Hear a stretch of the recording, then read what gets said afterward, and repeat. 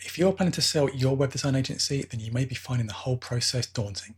There's a lot that you'll need to remember, and you may be wondering how you can present your agency in the best possible light. In this video, I'm going to share 6 top tips to help make the process as easy as possible. Hi, thanks for joining. If you're new to this channel, I'm Rich Dean, a web designer and developer, former web agency owner, and author of the book series Start, Grow and Sell Your Web Design Agency.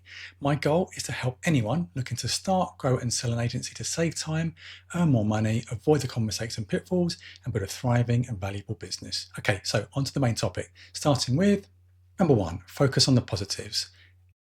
Every business has positive aspects that make it valuable, even the businesses that maybe aren't doing quite so well. Whatever the size and shape of your web agency, there'll probably be plenty of things that make it attractive to potential buyers. The trick is to focus on them. Even if you don't think they're that strong, your buyers probably will. Now, this doesn't mean that you should gloss over any negatives or worse, be dishonest, but your buyers will want to know what makes your agency unique and special and why they should buy it. So don't miss this opportunity by downplaying it. This may not be easy at first though. If you're in the thick of running your agency, you may be inclined to focus on the things that you see as flaws or weaknesses. And I think everyone does this, but try and take a step back and look at your agency through the eyes of someone else and ask yourself, what makes it special or unique? What do you do really well? What positive things have you achieved? What kind of work do you do really well? What compliments or praise have you received from clients or people outside of your agency? What things are you most proud of? Every business has weaknesses, so you'll need to make your buyers aware of those too. But I'm sure that if you really think about it, you'll find there's lots about your agency that buyers will really like. Number 2, be honest and transparent. So as I just mentioned, it's really important that at every stage of the sales process, you're as honest and transparent as you can be with your buyers. Not only will this help to build trust, but it'll also make the sales process go as well as possible. Your buyers will be weighing up whether buying your business is a good investment, and so they'll rightly want to know exactly what they're buying. This means that you'll be the gatekeeper of the information that they need. You'll probably know your business better than anyone else, so it will be on you to give your buyers full disclosure, warts and all.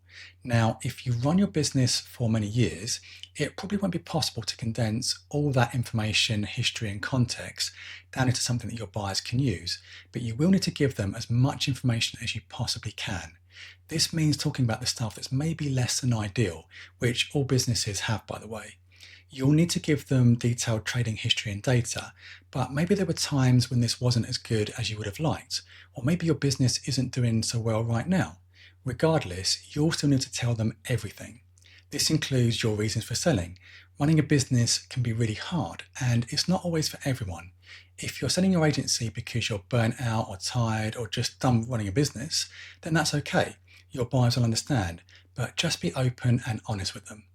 So just before we go any further, please don't forget to like and subscribe. This will really help us to grow the channel so that we can keep making helpful content just like this. Okay, back onto the main topic. Number 3, help your buyers understand your business. So as I just mentioned, when you run your agency for a while, it can be easy to forget all the things that you may think are trivial or that you take for granted. It can be easy to assume that potential buyers will just understand exactly how your business works just from giving them a few spreadsheets or financial reports and having a few meetings with them, but chances are they probably won't. They'll be getting to know your business for the first time, and even if they have some knowledge of how web agencies work, your agency will probably still feel foreign to them. They'll probably need a lot of hand-holding and explanation, so it will be your job to completely demystify everything for them. So think of yourself like a guide, taking your buyers on a journey through every aspect of your agency, from the history behind it, so how and when you started it and how it's grown and evolved, to how it operates now, and all the intricate details around what it does, how it makes money, and all the other aspects that make your business what it is. Number 4, meet with as many buyers as you can. So selling a business can be a lot different to selling other assets, like a house, for example.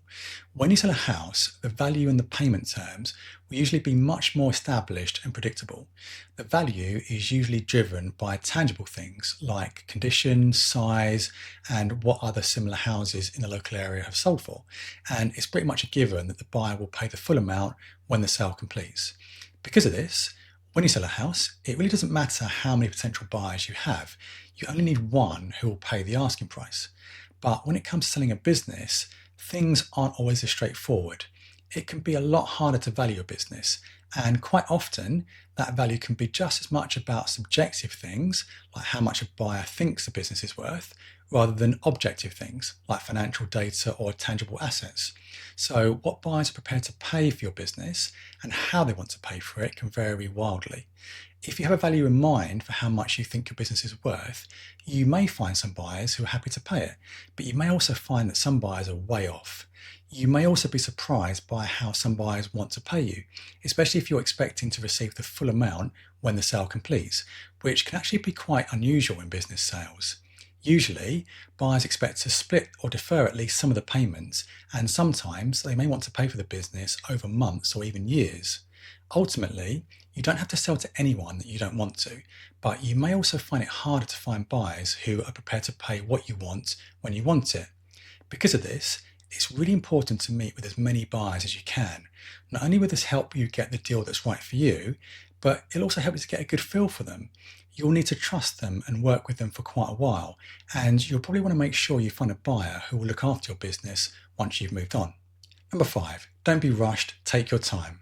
Selling a business is a big life decision for both you and your buyers, so there's no reason at all why there should be any time pressure.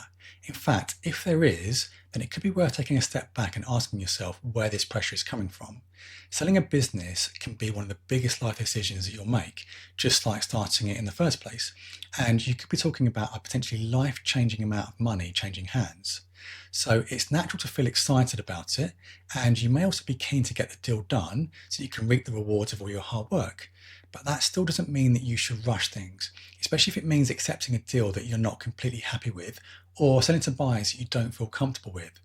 Selling a business can be exciting, but there are also a lot of risks involved, so be sure to take your time, trust your gut, and don't rush into anything.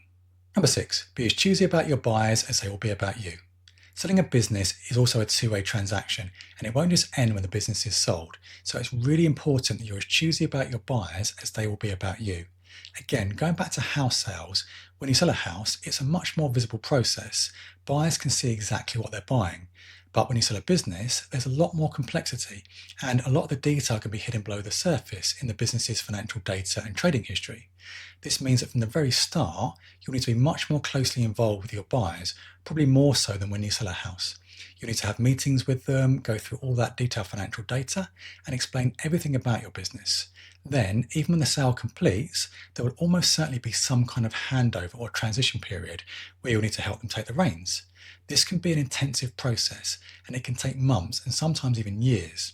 And unlike selling a house, you may decide that you want to stay involved with the business after it's sold, which means you'll need to work with your buyers long after the sale completes. Then there's the issue of payment. You need to make sure that you can find a buyer that you can trust, not only to meet their end of the bargain, but to be custodians of your business once you're ready to move on.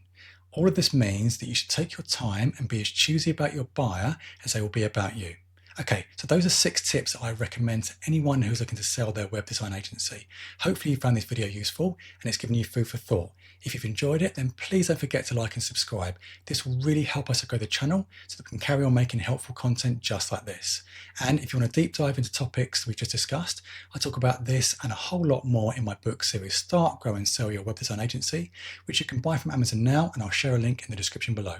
And if you'd like to watch more informative content, then why not check out this video here. Thanks again for watching, and I'll see you in the next one.